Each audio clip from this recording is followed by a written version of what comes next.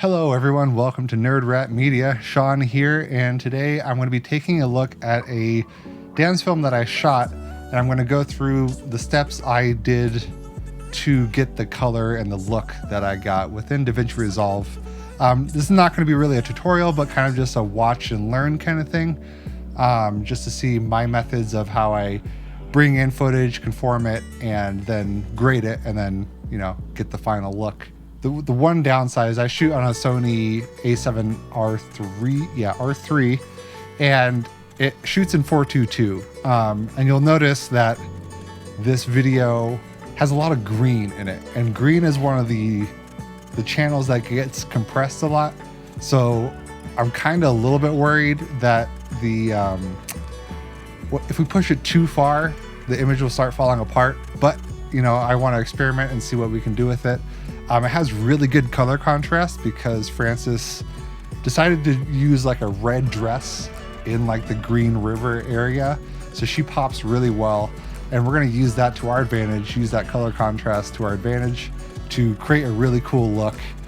Really keeping it really simple. I didn't use a whole lot of nodes. I didn't want to, again, like make the image look cruddy. So basically we're going to create a look and then do some experimenting. So let's check it out. Let's pop over here into here. See, right into here. Alrighty, let's go ahead and bring our footage in to start with. I don't know why I'm talking like this. All right, first thing gotta do is bring in the footage. So we're gonna use a pre-conformed EDL. If you haven't used those before, I highly recommend it. I'm actually gonna do a video on how to use them because it is kind of life-changing. And if you're doing stuff like I am, where you're trying to have quick turnarounds, either for YouTube videos or commercials, it saves you a lot of time. So what you're going to want to do basically is have your clean version. So this is the clean full clip here, and you're going to bring it into its own bin. I usually just do footage or clip or whatever filing you like, drag it, drop it in, and you got that. Now I'm going to do a second one called timelines, just to keep everything nice and clean. After you have done that, I usually just go over to my edit page. Under timelines, you're going to click in this box here, don't know what it's called, import preconformed EDL, select wherever you have your EDL, open, go for it. Going to tell it where the footage is. It's under footage, which is why I label it that. And there you go. So now, however you had it cut in whatever editor you use, it will be exactly that cut.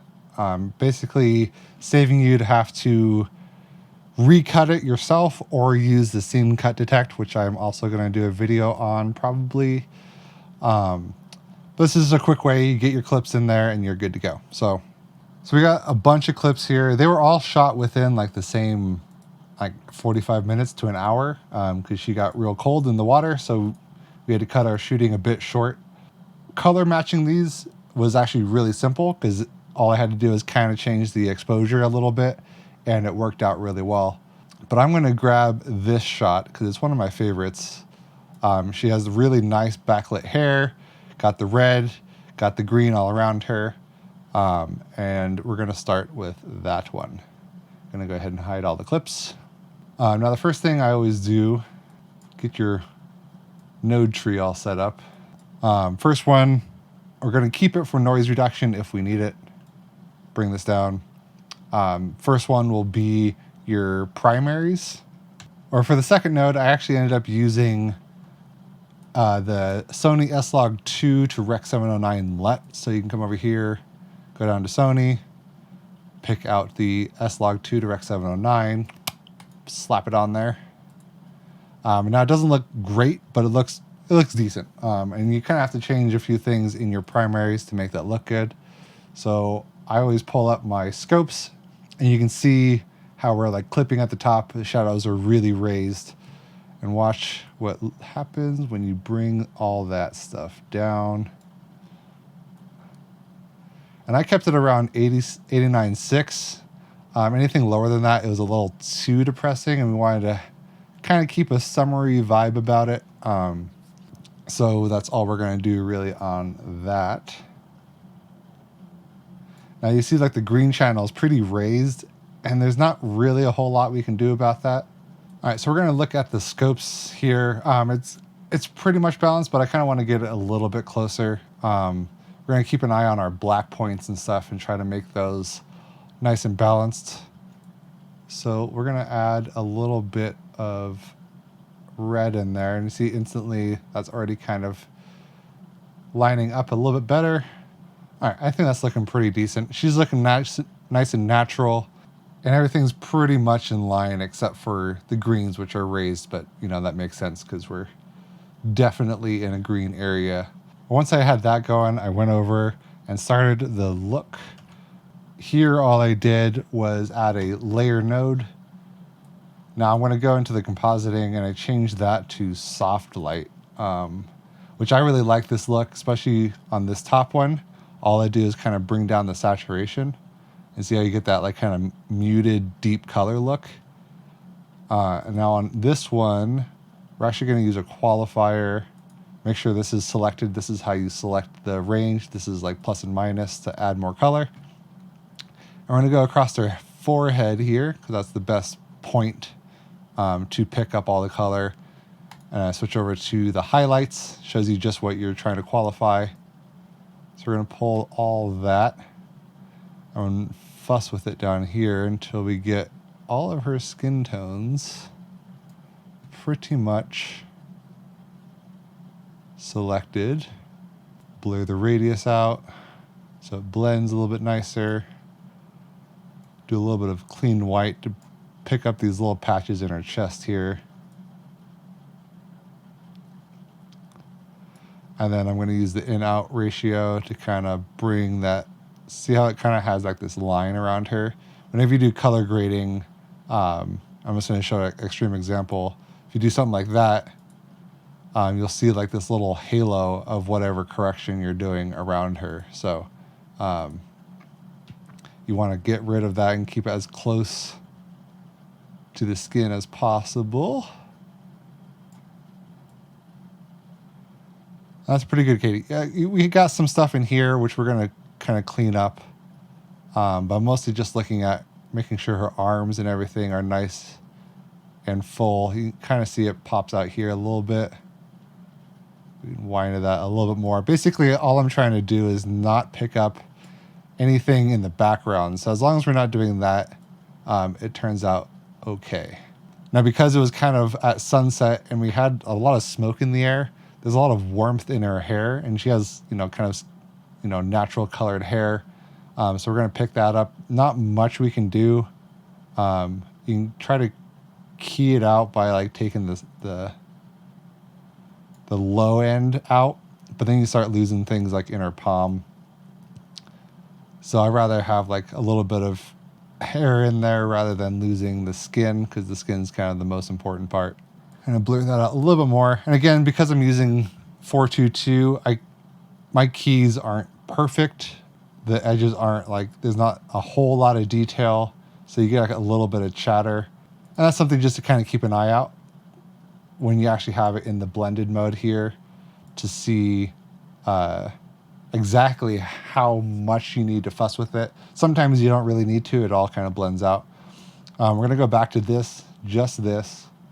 Come over here, pop down the vector scope, and do show skin tone indicator. That way we can get our skin tones looking nice. Now we're not far off. It's kind of leaning a little more red, and you can definitely see that in her hands and stuff. So we're going to go into gamma. You can see how I can pull that over. And now we have nice, warm, orangey skin tones, and we're kind of right on that line. And there we go. Another thing we can do is actually probably going to use a gradient here and try to get rid of some of that foreground chatter there. It's not a huge deal, but we'll kind of blend it out so it doesn't get in the way really. So now with this top one, you can kind of boost the skin tones. This is way too desaturated. Need to bring that up. I'm not going for like the just her separated from the background look. I just like it because it kind of brings down everything and makes her pop a bit more. So just kind of fuss with it until you got something that matches the style. Looking pretty good so far. Again, I'm trying to keep it relatively simple, so I'm not doing a whole lot to mess with it. Pretty solid. I don't really see a whole lot of chattering about, which is nice in the water. It kind of blends really nicely, actually. There's a lot of motion, so it's hard to see. Now you can kind of see a lot of chatter in her hair, actually. If you pay really close attention, watch her hair. See how it's like moving a lot? We're going to need to figure that out. And you can kind of see how it's popping in and out of existence right there. Yeah, we don't want that.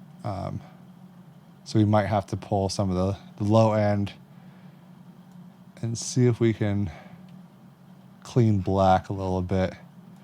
Now we're going to lose a little bit of detail in the shadow here, but I ultimately don't think it matters too much. No, see that? We're losing way too much there.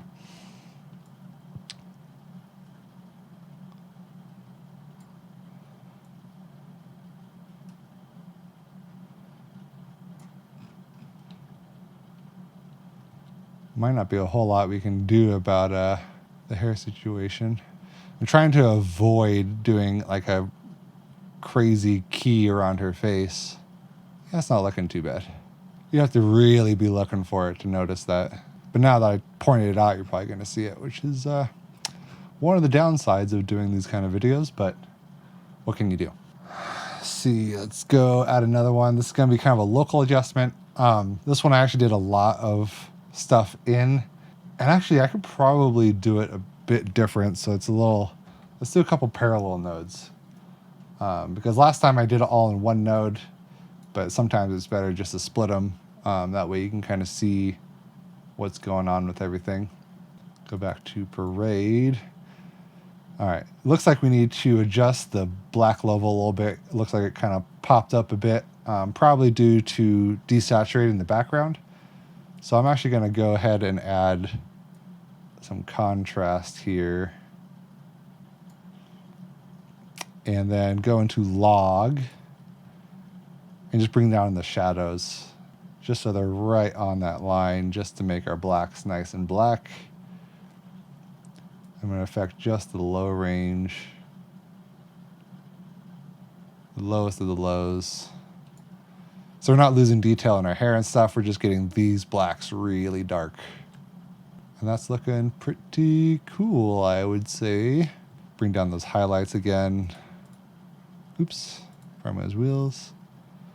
Want to try to keep them at that 896. I think her skin's looking a little too orange for me, actually. Gonna go towards magenta. Maybe it actually just needs to be desaturated a bit. Yeah, it's looking better. She's looking a little Oompa Loompa-ish, and I don't really want that. Another thing we can do, actually, which might work out better, is bring that back up, go under here and put in the key input, just bring that down a bit. And that's basically like an opacity drop. Yeah, that looks nice. Go back to our hero frame, which is about there. So now we got the contrast figured. In this one, I'm going to add a nice kind of filmic look. I do this with a lot of stuff because I like the grungy look a lot. So I'll raise my blacks. You can just do that by grabbing the literal point, and it will highlight for you when you grab it. Pull that up, and it's like, oh, look, you're raising the shadows like a whole hell of a lot. But make a point right after that. You can pull it back down.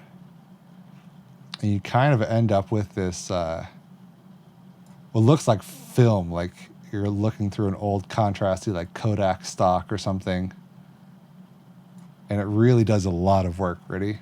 Like, look how cool that looks now compared to that. Just adds that extra oomph. It's a little too much. And it all kind of depends on the look you're going for, how much of a curve you want. We ended up keeping it pretty subtle, something like that. Just nice soft filmic look. And I think that's all I really need to do here. Maybe we can mess with... Now I'm kind of going off of what I did originally. Now I'm just kind of actually making some shit up on the spot. So this isn't what I did in the actual one, but I like to kind of experiment. You know, why do the same thing twice when you can do the same thing twice but differently? I don't know if that made any sense. What if we change the green and blue? Ooh, I kind of like bringing the... So I'm looking up in here. So I have my greens selected here, hue versus hue. And I kind of like that little bit of a warm hit in the background. It kind of matches their skin.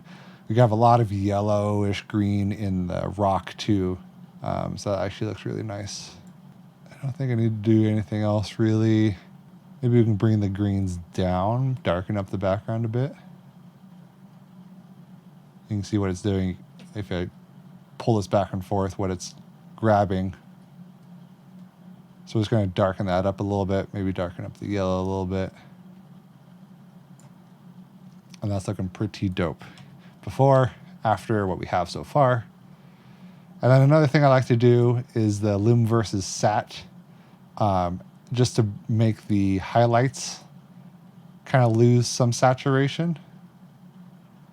And then your shadows lose a bit of saturation. And that makes them a little bit more natural to me. Like I like that look a bit more.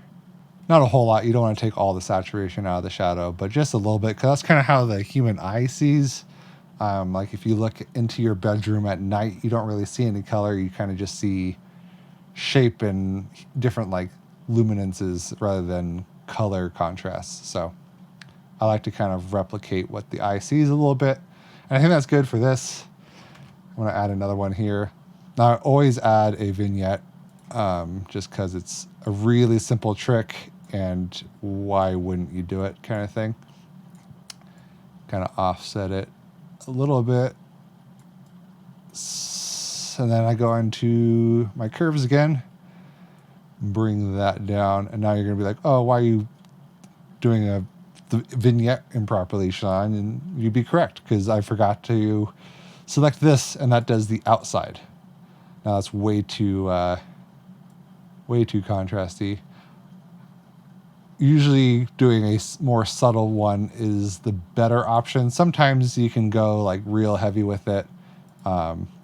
Like sometimes I'll do a second one here, and this is just a gradient. And you can really add a little extra darkness on like one side, because now it's doubling up, and that just draws your eyes even more to her. It's actually looking pretty cool. We can always fiddle with it later. Now you can do, I'm on a PC, because so I do Control O, or actually Alt O, not Control, Alt O, and that does an outside. So now we're doing the opposite. You can kind of see in the thumbnails here. Now we're going to be affecting her. So what I do with that is kind of pop up the highlights just a little bit to bring her out now. Now I'm looking at this. This is way too intense. Let's dial it back. Now if I select both of these, see how much of a difference that makes? Pretty sweet. It just draws your eye right in, makes her kind of glowy and more like angelic looking with that extra little bit there. And sometimes in this one is where I'll actually add my sharpening. So make sure you're on sharpen. Go ahead and add a little sharpen. So only the stuff inside here is going to be sharp. And I like to go into here, second tab, mid-tone detail, and pull down the mid-tone detail just a little bit in the vignette. So here's like an extreme. See what it's doing, like especially in the trees. It's kind of blurring that edge and making it look like a kind of soft, like vintage look. Like if you're shooting on vintage lenses, you get a lot of that on the edges of the lens. I really like that look. I use it quite a bit, and it, again, it's just like adding almost like a tilt shift effect.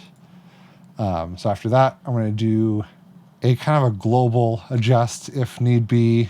What One trick I learned from Wakaskazi is just to kind of bring your offset. And sometimes you can find a cool look just by like pulling the whole image around and see if there's anything else that you could do with it.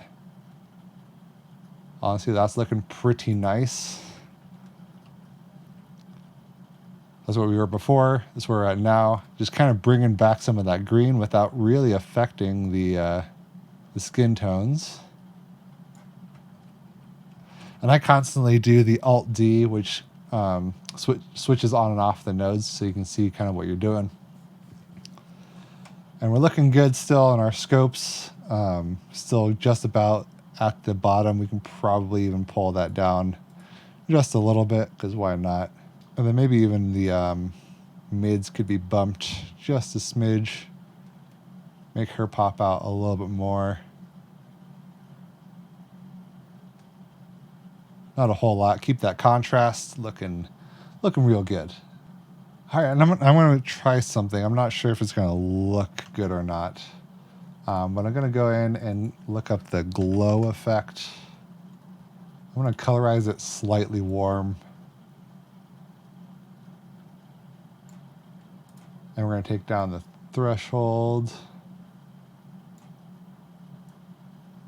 Increase the spread so it's not like all in one place. And I'm really looking like right on the edge here. That's where you're going to see it the most. If I turn this on and off. See that? Boom, boom, boom, boom. Okay. So we don't want that much. You just want to get it kind of natural looking, like there's a little bit of haze in the air, which there definitely was because we have a lot of fires happening right now. What that does, it kind of just brings the whole image together just a little bit. It's a very subtle effect, but I really like it. You can bring the brightness up a little bit.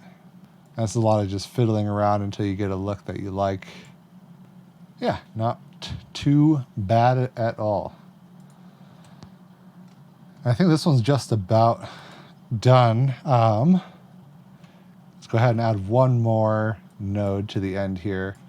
This node I always add some grain because, you know, even though we shoot on crystal clear digital cameras, we can't help but make it look grungy and vintage. And it kind of hides a lot of mistakes. It removes some of the chatter and pixelation and stuff. So I always zoom in on like a shadowy area. And that way you can kind of like see what the grain is doing. I always kind of pump it up a little bit though. See that like movement there on our arm mostly. And then pump up the grain strength quite a bit. Now it might look pretty terrible here, but when you zoom out and you have the full look, it still looks pretty terrible. Let's bring down the strength a little bit. You can switch the texture around. Grain size could probably be smaller. Make it look natural, make it look filmic. And we got a super sexy girlfriend in the water splashing around cinematic shot.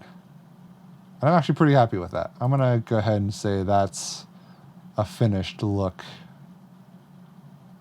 Pretty close to what I did in the actual video. I did a little bit more than I did in her video. Basically the same kind of thing. I definitely did this the same, and this is where I kind of have experimented the other 2/3.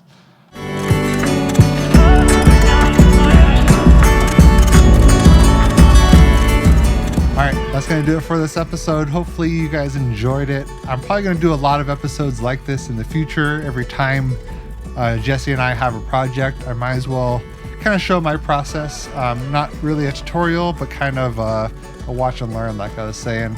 That's how I learn the best, just by watching other people do it. So hopefully you learned something. And if you did, drop us a like and subscribe, because we'll be doing a lot more content like this. And basically anything video related, we are going to be creating a lot more. So we're really excited to start this channel and get it going. And we would like you to join us if you wish. But until next time, keep on color grading, and practice makes perfect. Yeah, practice makes perfect.